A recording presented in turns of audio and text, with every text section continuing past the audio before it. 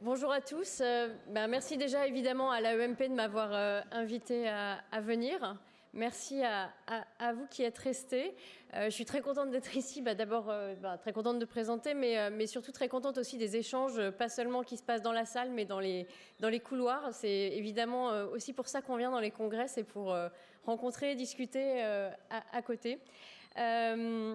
Alors donc moi je suis sociologue comme mes collègues ce matin. Ma présentation va être un peu différente et un peu différente de ce que je fais d'habitude, parce que d'habitude ce que je présente c'est plutôt des résultats de recherche. Là je vais plutôt vous proposer une réflexion à partir à la fois de la thématique du congrès et à partir des recherches que j'ai effectuées. Alors quand je reviens en arrière, je me dis finalement ça fait longtemps, ça fait quasiment plus de 15 ans que je travaille sur la psychiatrie, la santé mentale, l'organisation des soins en santé mentale. Et avant de préparer le congrès, l'équipe m'a demandé à tous les intervenants quelle est votre relation aux équipes mobiles. Et moi, en réfléchissant, je me disais, mais en fait, depuis que je fais du terrain en psychiatrie, c'est-à-dire des observations, que je vais dans des services, en fait, j'ai tout de suite, j'ai toujours été confrontée à des pratiques de mobilité. Je suis allée dans un service d'urgence qui se déplaçait à domicile. Je suis allée dans un service d'hospitalisation où des infirmiers pouvaient faire aussi des visites à domicile, pas seulement le centre médico-psychologique.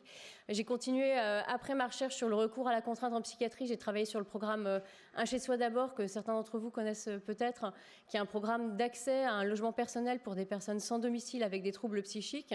Et donc c'est aussi évidemment des pratiques alors qui ne sont pas depuis la psychiatrie, mais qui se caractérisent évidemment par la mobilité, et là peut-être aussi avec un déplacement depuis la psychiatrie vers peut-être des pratiques à côté de la psychiatrie. Et voilà, et encore aujourd'hui, à chaque fois que je circule dans des services, j'ai fait un petit détour par Lausanne où il y avait une équipe de psychiatrie communautaire. Donc en fait, j'ai l'impression que en accompagnant la psychiatrie, la santé mentale depuis tout ce temps, j'ai toujours assisté à des pratiques de mobilité. Et du coup, en réfléchissant à la thématique de ce congrès, je me disais, alors, y a-t-il une créativité dans la mobilité? Est-ce que ça déplace les pratiques? Oui, j'ai toujours eu l'impression qu'il y avait une créativité, on va y revenir, et que que la mobilité déplaçait les pratiques. Mais est-ce que c'est nouveau? Est-ce que c'est une évolution, une révolution? Est-ce que c'est nouveau, tout simplement? J'ai l'impression que moi, j'en entends parler depuis que je travaille sur la psychiatrie. Donc, qu'est-ce que ça a de nouveau? Alors, voilà. Alors, si ça implique une créativité, laquelle? Et pourquoi est-ce qu'aujourd'hui on s'interroge pour savoir si c'est révolutionnaire? Alors, est-ce que c'est nouveau par son ampleur? Et on voit qu'on est très nombreux aujourd'hui dans le congrès, même si certains se sont échappés pour aller à la plage, et ils ont aussi bien raison. On est quand même très heureux d'être ici à Ajaccio. Est-ce qu'elle est nouvelle par ses modalités? Ou est-ce qu'on est aussi obligé de réinventer sans cesse en psychiatrie certaines choses? Qu'est-ce qui fait que certains slogans, mots d'ordre reviennent de façon récurrente, comme s'il fallait sans cesse réinventer ou recritiquer ou retravailler les pratiques pour pas toujours peut-être se faire rattraper par l'institution. Et donc c'est ça la réflexion que je voudrais poursuivre avec vous cet après-midi. Alors en principe, je crois que j'ai prévu quelque chose de bref, mais je voudrais pas vous faire des fausses promesses. Donc j'espère qu'on va pouvoir aller vite vers les débats aussi. Parce que ce qui est intéressant, c'est évidemment les échanges que ça peut produire.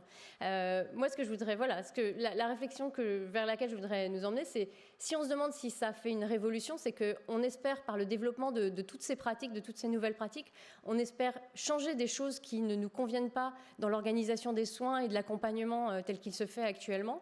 Et qu'est-ce que ça implique et comment est-ce qu'on fait perdurer le changement? Et pour faire perdurer le changement, sans doute qu'il faut l'institutionnaliser. Et comment, en institutionnalisant le changement, on ne perd pas la dimension critique du geste qu'on a introduit. Vous me suivez? On va préciser. Alors, je voulais commencer par les propos d'un infirmier qui me parlait de la visite à domicile et qui disait, quand on va en visite à domicile, on n'a pas de blouse. Et de l'hôpital, on a juste la voiture. Alors quand on se présente à domicile chez un patient, c'est comme tout démarcheur qui se présente, c'est toc toc toc, bonjour, je suis Pascal, infirmier, vous vous souvenez, on avait rendez-vous. Et la démarche, c'est on est chez la personne. La personne, elle n'est plus chez nous. parce qu'on a tendance à considérer dans notre tête que l'hôpital, c'est chez nous. C'est rigolo comme truc. Alors là, on voit bien qu'il a une réflexion un peu critique sur cette tendance qu'il peut y avoir à considérer que l'hôpital, c'est chez nous. Là, on va à domicile, on va faire des soins, mais avec plein de petits obstacles comme ça qu'il faut franchir un peu au fur et à mesure. Moi, je lui dis la porte déjà. Il faut franchir la porte. C'est un domicile, c'est un espace privé. Ben oui, il y a l'attitude qu'on doit avoir. C'est pas une attitude d'humilité, mais c'est de respect. Le respect doit être là, parce qu'on est chez la personne. Et à travers ça, il peut se jouer plein de trucs. Moi, j'ai déjà fait, alors ça, je pense que c'est très familier hein, pour tous ceux qui font voilà, des déplacements à domicile. Moi, j'ai déjà fait la visite à domicile où pour une injection, enfin, c'est-à-dire pour l'objectif en tout cas de la visite, on se retrouve à remplir des papiers de sécurité sociale, de demander ceci, lire le courrier. Alors Pascal, il est infirmier de secteur, mais surtout, là, il parlait depuis le service d'hospitalisation. C'est-à-dire que lui, il faisait des visites à domicile depuis le service d'hospitalisation, donc avec des pratiques de mobilité. Alors aujourd'hui, peut-être que ces pratiques de mobilité, elles sont encore plus remises en question du fait de la difficulté, souvent des effectifs incomplets ou de la réduction des effectifs, qui peut-être gênent ces pratiques qui finalement... là aussi, n'était pas nouvelle. En fait, à partir du moment où on a parlé du fait que l'hôpital n'avait pas du tout vocation à être évidemment le domicile des personnes, on a pensé qu'il fallait préparer le retour à domicile et éventuellement accompagner les personnes, y compris avant même leur sortie d'hospitalisation, pour voir comment était leur domicile, s'il y avait des démarches à faire. Là, en l'occurrence, ça peut être aussi... lui, il pouvait faire des visites à domicile, par exemple, pour des personnes qui avaient fait une sortie brève d'hospitalisation et qui n'étaient pas revenus. Donc voilà, il y a ce seuil qu'il faut franchir. La question, c'est est-ce qu'on se souvient toujours, quand on se déplace à domicile, qu'on est chez quelqu'un d'autre? Alors, voilà, dans l'aller vers, dans le fait de se déplacer à domicile, il y a, comme le rappelait ce matin Frédéric Pierru, en citant Nicolas Henkes, qu'il y a de l'inconfort, et c'est quelque chose là aussi qui peut être familier. Il peut y avoir de l'inconfort, de l'inédit, de la créativité à déployer pour inventer les modalités de la rencontre. Et je parle du domicile, mais au fond, dans les pratiques des équipes mobiles, il n'y a pas que le domicile. Ça peut être rencontrer les personnes, évidemment, à l'extérieur du domicile pour faire une démarche avec elles, les accompagner à une activité. Ça peut être rencontrer, comme on le rappelait aussi ce matin, les intervenants autour de la personne, sa famille, d'autres professionnels. Parfois, c'est pour soutenir les professionnels et pour que, justement, chacun puisse intervenir depuis sa place et ne soit pas juste affolé devant l'existence d'une souffrance psychique en disant il y a de la souffrance psychique ou des troubles, je renvoie ça vers la psychiatrie. Donc pour que tout le monde puisse tenir sa place, parfois c'est les professionnels qu'il faut étayer. Et il y a souvent une créativité pour qu'il y ait de la continuité et de la cohérence. Souvent il faut éventuellement dépasser un tout petit peu les cadres de son mandat. Et en tout cas, le format des rencontres, le format de l'accompagnement n'est pas préétabli. Donc il y a une inventivité à déployer. Alors voilà, la question c'est est-ce que c'est nouveau? D'une certaine façon, non, c'est pas nouveau, puisque avec le déploiement du secteur, c'est bien en tout cas ceux qui ont cherché à faire le pari d'un secteur qui serait dans l'accompagnement vers la cité, dans le milieu ordinaire. C'était bien ça qu'il fallait inventer à ce moment-là. Mais peut-être que cette créativité, elle est à chaque fois à redéployer, à réinventer. Et on sait bien qu'une partie du constat qu'on a pu faire sur le développement du secteur en France, c'est l'inachèvement du secteur. Tous les travaux qui sur le secteur le montrent. C'est-à-dire que ceux qui étaient porteurs de cette vision-là du secteur, qui est une vision en fait politique, qui est aussi une vision sur la citoyenneté des personnes qui vivent avec des troubles psychiques, elle n'a été que partiellement portée en certains endroits, peut-être à plus d'endroits qu'on ne le pense, mais en tout cas, on sait bien que ça a été inégalement porté sur le territoire. Et puis parfois, ce mouvement, il a pu s'être affaibli au fil des ans, perdre ses initiatives. Et donc, ce sont aussi des choses à réinventer en permanence. Alors, dans cette réflexion sur est-ce que cette mobilité elle est nouvelle, on peut s'interroger sur le fait qu'aujourd'hui on entend aussi beaucoup de projets d'équipes mobiles qui sont portés par le Fonds d'innovation en psychiatrie.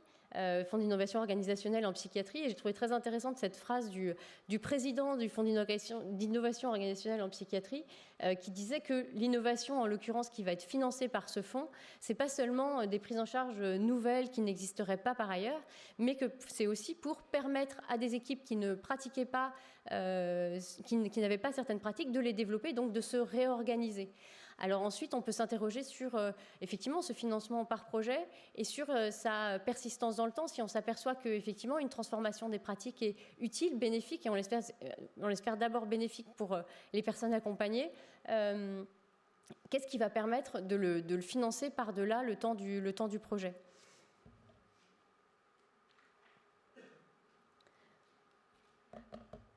Alors, je voulais interroger du coup cette révolution, cette évolution ou cette créativité aussi à partir de la recherche à laquelle j'ai pu participer au sein du programme Un chez soi d'abord, dans la phase de développement expérimental de ce programme dans ses premières années. Donc je rappelle que ce que je disais, le programme Un chez soi d'abord, c'est un programme d'accès à un logement personnel pour des personnes sans domicile qui ont des troubles psychiques.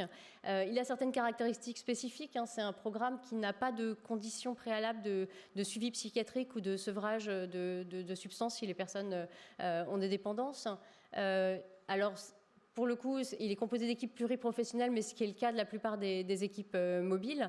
Et il inclut des médiateurs de santé pair en son sein. Alors, j'ai pas bien vu dans la salle tout à l'heure quand la question était posée, y a-t-il des médiateurs santé pair dans la salle? Mais j'ai eu l'impression qu'il n'y avait pas beaucoup de mains qui se levaient.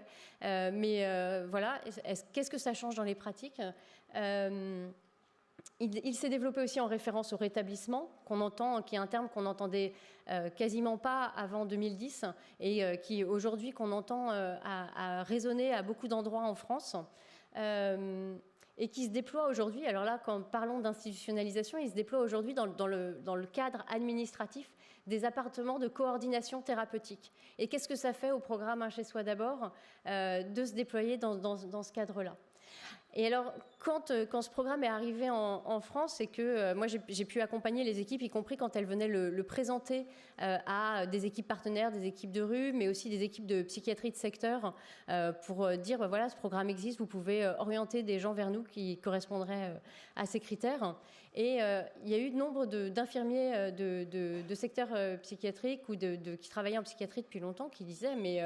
ça, on le fait déjà, ce que vous faites, accompagner des gens dans le domicile, on le fait déjà, ou on le faisait déjà et on le ferait encore si on en avait les moyens. Aujourd'hui, on n'a plus les moyens, et qu'est-ce que c'est que cet argent qui va vers Un chez soi d'abord, alors que nous, on pourrait le faire? Alors c'est une vraie question, c'est la question de l'allocation des moyens et puis des effets éventuellement de concurrence sur des projets. Et aujourd'hui, y compris dans les équipes mobiles, il peut y avoir des enjeux d'allocation des ressources. On voit bien le débat qu'il y a eu ce matin. Finalement, si on avait plus de moyens, où est-ce qu'on les mettrait? Est-ce qu'on les mettrait dans l'hospitalier, dans l'extra-hospitalier? Et puis aujourd'hui, est-ce qu'il faut mettre des moyens dans le sanitaire ou plutôt dans l'accompagnement médico-social pour améliorer le soin et l'accompagnement et l'inclusion des personnes qui, à un moment donné, ont des troubles psychiques. Alors, du coup, voilà, est-ce que aujourd'hui, dans les pratiques des équipes mobiles, là je prenais l'exemple d'Un chez soi d'abord, est-ce qu'on observe un déplacement, est-ce qu'on réinvente des choses qui étaient déjà pratiquées avant, ou est-ce qu'on se décale aussi de pratiques antérieures? Et par exemple, pour Un chez soi d'abord, est-ce qu'il y a un déplacement qui est lié à la référence au rétablissement, à la présence de médiateurs santé pair, est-ce qu'il y a un déplacement qui est produit par le fait que ces équipes, elles ne sont pas des équipes mobiles depuis la psychiatrie, mais des équipes qui sont à côté et qui cherchent à accompagner vers ce qui était appelé le droit commun. Donc, est-ce que ça produit... Alors, et je pose la question, en fait, parce que c'est des choses qu'il ne faut pas prendre comme allant de soi, parce qu'il ne suffit pas de prononcer le mot rétablissement pour que ça déplace forcément magiquement les pratiques. Il ne suffit pas d'introduire des médiateurs santé pair pour que ça déplace les pratiques. Ça, Claude Finkelstein, qui est la présidente de la FNAPSI, le disait récemment dans une journée sur la stigmatisation en santé mentale. Elle disait, il ne suffit pas d'avoir des pères aidants dans les équipes pour que ça change les pratiques. Les travaux qui ont accompagné notamment l'introduction des médiateurs santé-pair dans les équipes l'ont aussi bien montré. Il y a eu des accueils très très différents dans les équipes et il y avait un exemple qui était particulièrement parlant. Dans un service d'hospitalisation, il y a eu l'accueil d'un médiateur santé-pair et le médiateur santé-pair devait utiliser les toilettes des patients. Alors, déjà, première question, ça veut dire que les soignants et les patients n'avaient pas les mêmes toilettes. Qu'est-ce que ça veut dire? Et le médiateur santé-pair qui avait été recruté au sein de l'équipe devait utiliser les toilettes des patients, donc il était renvoyé du côté des patients. Donc là aussi, il ne suffit pas d'utiliser des mots, et notamment des mots d'ordre. La question, c'est qu'est-ce que ça déplace dans le centre de gravité des pratiques. Et au fond, moi, c'est quelque chose que je trouve toujours qui pose toujours question quand on a une récurrence des mots d'ordre, qu'on les voit revenir d'année en année, qu'on semble parfois les redécouvrir, considérer les malades comme sujets, comme des citoyens, comme des détenteurs de droits, travailler sur la relation soignant-soigné en retravaillant sur la symétrisation. Aller dans la cité, ça c'est aussi des mots qui circulent dans la journée et c'est bien normal dans le milieu de vie des personnes. Sortir des murs, mettre le patient au centre. Et là, souvent, les associations disent non, mais en fait, c'est pas forcément au centre qui doit être le patient, c'est éventuellement à la table, discuter avec, il doit être autour avec la revendication ancienne des associations de malades ou de personnes en situation de handicap qui disent rien sur nous sans nous. Donc, est-ce que cette récurrence des mots d'ordre, c'est parce que ces mobilisations critiques qui se font à un moment donné, avec des moments d'enthousiasme autour de nouvelles pratiques et des pratiques qui se répandent, est-ce qu'à certains moments, elles sont seulement partielles, elles sont inachevées, et du coup, il faut les reprendre pour poursuivre, aller plus loin? Est-ce qu'elles s'affaiblissent au fil du temps? Est-ce qu'il y a des révolutions qui sont à refaire? Et j'entendais aussi ce matin Michel Dunia qui disait ah non, il ne faut pas dire aller vers, ça fait bureaucratique. Alors je ne sais pas si ça fait bureaucratique, mais je trouve que ça témoigne d'un affaiblissement parfois de certaines expressions où il ne suffit pas de les répéter comme un slogan parce que finalement on en perd le sens. Du coup, je voulais amener la réflexion sur ce que produit l'institution. Et ça, c'est des réflexions qui sont anciennes. Et c'est là où on voit que tout ce mouvement de mobilité, en fait, il est parti d'une réflexion critique qui était sur l'asile, qui était identifié comme un lieu de production de chronicité, de dépendance à l'institution, d'aliénation, qui est un mot qu'on utilise moins aujourd'hui. Mais voilà, tout ce mouvement de mobilité et d'ouverture et de reconsidérer les personnes comme ayant vocation à vivre dans leur lieu de vie ordinaire. Il est parti d'un mouvement critique sur ce que produit l'institution. Et l'institution, elle a été analysée, alors c'est là où je retrouve peut-être ma casquette de sociologue, par ce sociologue que vous connaissez sûrement, Erving Goffman, dont on cite toujours le travail Asile, qui était le travail sur l'hôpital psychiatrique à un moment donné où il était considéré comme le lieu de résidence des personnes avec troubles psychiques, en tout cas qui faisaient des lieux de séjour au long cours. Et en fait, sa réflexion, elle n'était pas uniquement sur l'asile, elle portait sur l'ensemble des lieux dits de réclusion, ou en tout cas l'ensemble des lieux où des personnes pouvaient vivre longtemps ensemble, notamment quand il y avait une séparation entre des personnes dites recluses, enfin comme qu'il nomme recluses dans cet ouvrage, et des regards professionnels. Et il disait la première atteinte que fait l'institution, c'est le fait d'avoir toute sa vie confinée à un espace sous le regard de professionnels. Il disait, dans nos sociétés libérales au sens de liberté, c'est libéral au sens américain, dans nos sociétés libérales, les personnes peuvent circuler d'un espace social à un autre, où elles occupent différentes places. Il y a la place que vous occupez au travail, les relations que vous avez avec vos collègues, la place que vous avez dans votre famille, la place que vous avez éventuellement dans une association, dans un club de loisirs. Et peut-être que selon les espaces, vous allez montrer différentes facettes de vous et vous allez dire des choses de vous à certains endroits et pas montrer certaines choses de vous à d'autres endroits. Quand vous êtes confiné à un seul espace, c'est toute votre vie qui est exposée et qui est réduite. Et c'est ça que produit en partie l'institution. l'autre effet qu'elle produit, c'est cette coupure entre ceux dont la vie est exposée et ceux qui l'observent éventuellement pour la soigner. Et en fait, ce que produit aussi l'institution, c'est cette production d'altérité. Alors, quand ceux qui développaient la psychothérapie institutionnelle, les psychiatres et les soignants qui développaient la psychothérapie institutionnelle disaient que l'asile est aliénant, c'est une autre manière de dire qu'ils produisent de l'altérité. Alien, c'est bien l'autre, l'étranger. Hein. Et il y a une production d'altérité avec une essentialisation de la différence. Ça, c'est ce qui est à la racine du stigmate. C'est le fait de constituer une différence comme une caractéristique essentielle des personnes et qui va les caractériser entièrement. Et là, en l'occurrence, c'est le fait de considérer que le fait qu'une personne a un trouble psychique ou est en souffrance psychique, ça va la caractériser comme essentiellement autre. Et ce que produit l'institution tendanciellement, heureusement pas mécaniquement, mais tendanciellement, c'est cette manière de considérer les schizophrènes, les bipolaires, nos malades, le psychotique, comme des entités radicalement différentes. Voir les personnes dans d'autres contextes, dans d'autres univers, c'est aussi pouvoir les considérer sous d'autres aspects. Peut-être qu'elles se montrent autrement que quand elles se montrent uniquement comme des patients. Hier, j'entendais un psychiatre belge qui me racontait une visite à domicile où il découvrait qu'une personne qui l'accompagnait et pour laquelle la question d'une protection, d'une aide à gérer ses biens allait se mettre en place. Et en allant chez lui, il se rend compte que... alors, peut-être que je vais déformer l'exemple, hein, mais qu'il fait énormément de maquettes, de modélisme. Et en discutant avec lui, il apprend qu'il appartient à un club de modélisme dont il est le trésorier. Donc, il concluait son anecdote en me disant... donc, la personne qu'on imaginait mettre sous une mesure de protection d'aide pour gérer ses biens, gérait les biens d'une association. Et donc, c'est ça qui déplaçait aussi le regard, c'est pouvoir considérer... prendre la mesure de ce dont une personne est capable, peut-être dans d'autres espaces de vie. Alors, bien sûr, accompagner hors les murs, ça peut permettre ça.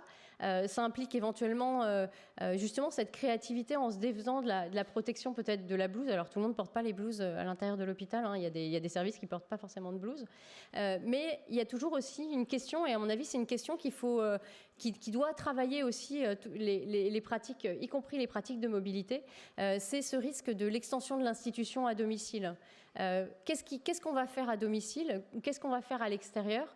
Est-ce qu'on y va pour effectivement accompagner les personnes dans leur milieu de vie, dans leur projet, ou est-ce qu'on y va en portant le regard de l'institution à l'extérieur et en prolongeant, alors peut-être une protection, mais aussi une caractérisation des personnes qui est peut-être limitante.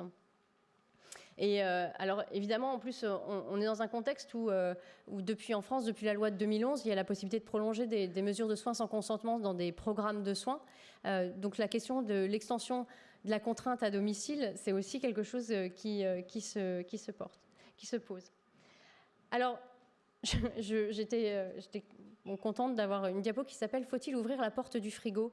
Je me suis dit, bon, c'était un exemple. En fait, c'est parce que je pensais en échangeant, alors déjà en amont de ce congrès avec Yvonne Kennom qui animait une table ronde ce matin, je pensais à deux exemples d'ouverture de frigo.